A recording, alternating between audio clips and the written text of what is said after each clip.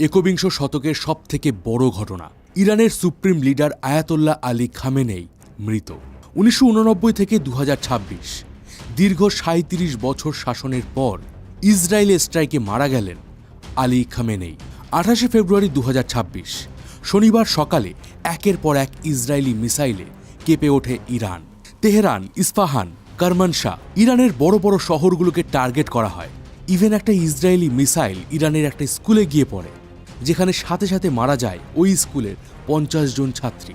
ইসরায়েলের পাশাপাশি আমেরিকাও এদিন ইরানের উপর বেশ কিছু মিসাইল ফায়ার করে, আর এমনই একটা মিসাইল হিট করে আয়াতোল্লাহ আলী খামেনেইর বাসভবনে।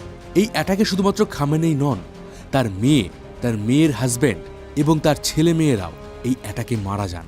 প্রশ্ন হচ্ছে, তাহলে ইরানের ভবিষ্যৎ কি? ইরানে ইসলামিক শাসনের কি এবার তাহলে পতন হতে চলেছে? এদিন এই মিসাইল হামলার পর ইরান কিন্তু চুপ করে ছিল না। মিডল ইস্টে আমেরিকার যতগুলো মিলিটারি ঘাঁটি রয়েছে, তা সে দুবাই হোক, সৌদি আরব বা বাহরিন, ইরানের মিসাইল প্রত্যেকটা আমেরিকান মিলিটারি ঘাঁটিতে অ্যাটাক করে। কিন্তু আশ্চর্যজনকভাবে আমেরিকার এয়ার ডিফেন্স সিস্টেম এই মিসাইলগুলোকে ইন্টারসেপ্ট করতে ব্যর্থ হয়ে যায়। প্রশ্ন হচ্ছে, আমেরিকা কি এই হামলাগুলো ইচ্ছে করেই হতে দিয়েছে, যাতে তারা ইসলামিক কান্ট্রিগুলো সাপোর্ট পায়? আর যেভাবে ইসরায়েল এবং আমেরিকা লাগাতার ইরানের উপর মিসাইল ছুটছে, বম্বিং করছে, তাতে কি ইরানের সরকার বদল হতে পারে, নাকি আমেরিকা ইরাকের মতো ইরানকেও একটা ফেইল্ড নেশনে পরিণত করতে চাইছে? আর সবথেকে বড় প্রশ্ন, আমেরিকা ও ইসরায়েল বনাম ইরানের এই যুদ্ধ কি তৃতীয় বিশ্বযুদ্ধের রূপ নিতে পারে? তো আমি রয়েছি মিঠুন আপনার সাথে। আজ এই রিসেন্ট যুদ্ধ নিয়ে বেশ কিছু অ্যানালাইসিস আপনাদের সাথে করব। এই টপিকটা ভীষণই ইন্টারেস্টিং হতে চলেছে।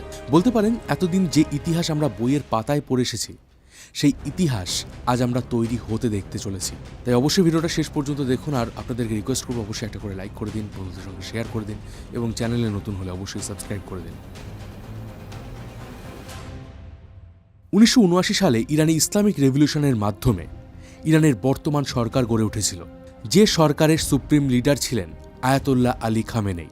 বিশ্বের প্রতিটা দেশেই একটা করে কোর আইডিওলজি থাকে, তেমনি ইরানেও একটা কোর বিলিফ আছে যে আমেরিকা এবং ইসরায়েল তাদের চিরশত্রু।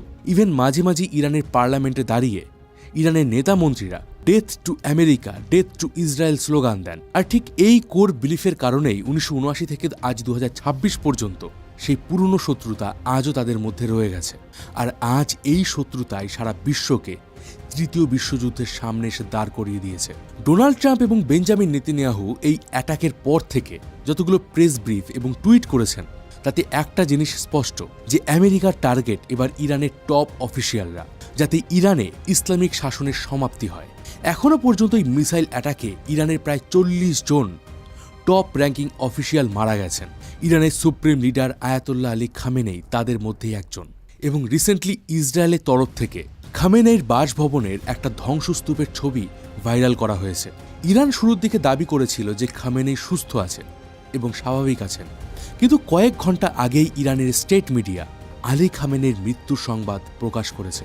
এবারে একটা জিনিস আপনারা খেয়াল করবেন, আমেরিকা বা ইসরায়েল এর আগে যখনই ইরানে কোনো হামলা করেছে, তাদের টার্গেট ছিল ইরানের কোনো মিলিটারি বেস অথবা কোনো নিউক্লিয়ার সাইট। কিন্তু এবার তারা ইরানের যে সমস্ত অফিসিয়াল তাদের বাসভবনে অ্যাটাক করছে, যেটা সরাসরি একটা ইন্ডিকেশন দেয় যে তারা সত্যিই একটা বড় যুদ্ধ চায়। এবার প্রশ্ন হচ্ছে, ট্রাম্প এবং নেতানিয়াহু যদি ইরানের সর্বোচ্চ লিডারদের হত্যাও করে ফেলে, তাহলেও কি ইরানের সরকার বদল করা সম্ভব হবে? এবার আপনারা এই ডায়াগ্রামটাকে দেখুন। এখানে ইরানের top most powerful person Khamenei, তার নিচে কারা রয়েছেন, তাদের কি রোল, এই সমস্ত কিছু মেনশন করা রয়েছে। এরা প্রত্যেকেই ইসরায়েলের হিট লিস্টে রয়েছে। তবে এক্সপার্টরা মনে করেন যে ইরানের এই পাওয়ার রোল অনেকটা হাইড্রার মতো, যেখানে একটা মাথা কেটে দিলে সেখানে আরেকটা নতুন মাথা গজিয়ে ওঠে। আরেকটু সহজভাবে বলতে গেলে, ইরানের সুপ্রিম লিডারকে হত্যা করার পরেও এখানে সরকার বদল করা কিন্তু অতটা সহজ হবে না। কারণ খামেনেই মারা যাবার পরেই ইরানের কনস্টিটিউশন অ্যাক্টিভেট করবে অ্যাসেম্বলি অব এক্সপার্ট, যেটা ইরানের ধর্মীয় গুরুদের একটা ভীষণই পাওয়ারফুল গ্রুপ।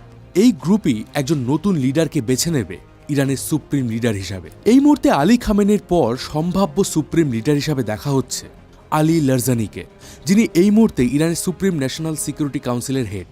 এটাকে বলা হয় ইরানের সবথেকে ইম্পর্টেন্ট ডিসিশন মেকিং বডি। অর্থাৎ আজকের দিনে আলী খামেনেইর পর সবথেকে পাওয়ারফুল পারসন এই লোকটি।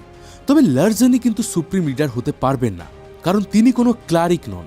তবে আলী খামেনেই তাকে ভীষণই ভরসা করত, আর লারজানির প্রধান কাজই হল খামেনেইর লেগাসিকে কন্টিনিউ করা। আর যদি লারজানিকেও হত্যা করা হয় তাহলে ইরানের দুটো জিনিস হতে পারে। এক, ইরানে সত্যিই ইসলামিক শাসনের পতন হবে। আর দ্বিতীয় যেটা হতে পারে সেটা ইরানের এই স্ট্রাকচার আরও বেশি পাওয়ারফুল হয়ে উঠতে পারে। কারণ একটা দেশ তখনই সবথেকে বেশি ভয়ানক হয়ে ওঠে যখন তাদের কাছে হারানোর কিছু থাকে না। এই পাওয়ার স্ট্রাকচার ছাড়াও আরও দুটো জিনিস কিন্তু ভুললে চলবে না। সেটা হচ্ছে ইরান একটা ভীষণই বড় দেশ। ইভেন সাদ্দাম হোসেন আমেরিকার সাহায্য নিয়েও গ্রাউন্ড অ্যাটাক করে ইরানকে হারাতে পারেনি। একটা দেশে গিয়ে বম্বিং করা, মিসাইল ছুড়ে সেই দেশটার বেশ কিছু ক্ষতি করা, আর একটা দেশকে মিলিটারিলি ক্যাপচার করা, দুটো কিন্তু সম্পূর্ণ আলাদা জিনিস। আজকে ইরানে হিউজ বম্বিং করে টপ অফিসিয়ালদের মেরে ফেললেও আইআরজিসি কিন্তু পুরোপুরি ধ্বংস হবে না। আইআরজিসি অর্থাৎ ইসলামিক রেভলিউশনারি গার্ড, যেটা একটা ভীষণই পাওয়ারফুল আর্মি। তবে এদের কাজ কিন্তু ইরানের জনগণকে রক্ষা করা নয়। এদের কাজ হলো ইরানে ইসলামিক শাসনকে কন্টিনিউ করা এবং সুপ্রিম লিডারকে প্রোটেক্ট করা। অর্থাৎ ইরানের টপ লিডাররা মারা গেলেও আইআরজিসি তাদের কাজ চালিয়ে যাবে। সেক্ষেত্রে ইরানে এরপর যে সরকারই আসুক না কেন, সেখানে কিন্তু গৃহযুদ্ধের একটা চান্স থেকে যাবে, বা ইরানের পরিণতি হতে পারে আজকের দিনে সিরিয়া বা ইরাকের মতো। ট্রাম্প বলছেন তিনি ইরানে ততক্ষণ অ্যাটাক চালিয়ে যাবেন যতক্ষণ না ইরানের রিজিম চেঞ্জ হচ্ছে। আর এটা একটা জিনিসের পরিষ্কার ইন্ডিকেশন দেয় যে আমেরিকা এবং ইসরায়েল দুই দেশই দীর্ঘমেয়াদী যুদ্ধ চালানোর প্রস্তুতি নিয়েছে। প্রশ্ন হলো, ইরান কি একটা দীর্ঘমেয়াদী যুদ্ধ চালানোর জন্য প্রস্তুত? এই মুহূর্তে ইরানের কাছে মাত্র 350টা ফাইটার জেট রয়েছে, যেগুলোর বেশিরভাগই সেই সোভিয়েত আমলের। উল্টো দিকে আমেরিকার কাছে আছে F-35 এবং B-2 বম্বারের মতো পাওয়ারফুল এয়ারক্রাফট। B-2 বম্বার এমন একটা এয়ারক্রাফট যেটা কোনো রাডারেই ধরা পড়ে না। ইভেন কয়েক মাস আগে আমেরিকা এই B-2 বম্বার ব্যবহার করেছিল ইরানের পারমাণবিক সেন্টারে অ্যাটাক করার জন্য। তবে ইরানের কাছে যে জিনিসটা সবথেকে বেশি আছে সেটা হচ্ছে ব্যালিস্টিক মিসাইল এবং ড্রোন। ইরান বহু বছর ধরে একটা পলিসি মেনটেন করে এসেছে। তাদের দেশের ইকোনমি যা হয়ে যাক না কেন, তারা কিন্তু মিসাইল প্রোগ্রাম কখনো বন্ধ করেনি। কারণ আজকের দিনে এই মিসাইল যে তাদের জন্য কতটা গুরুত্বপূর্ণ সেটা আশা করি সারা বিশ্ব বুঝতে পারছে। এখানে আপনি দেখতে পাবেন ইরানের মিসাইলের লিস্ট।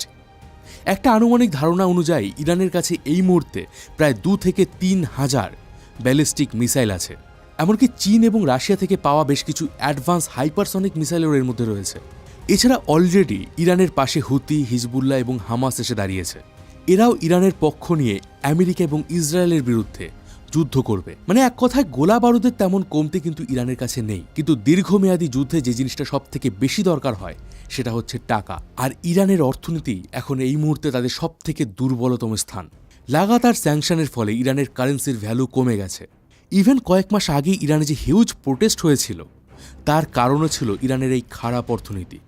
এছাড়াও দীর্ঘমেয়াদী যুদ্ধ চালিয়ে যাওয়ার জন্য আরও একটা জিনিসের দরকার হয়, সেটা হচ্ছে স্ট্রং লিডারশিপ। আলী খামেনেই এতদিন ইরানের ফেস ছিলেন।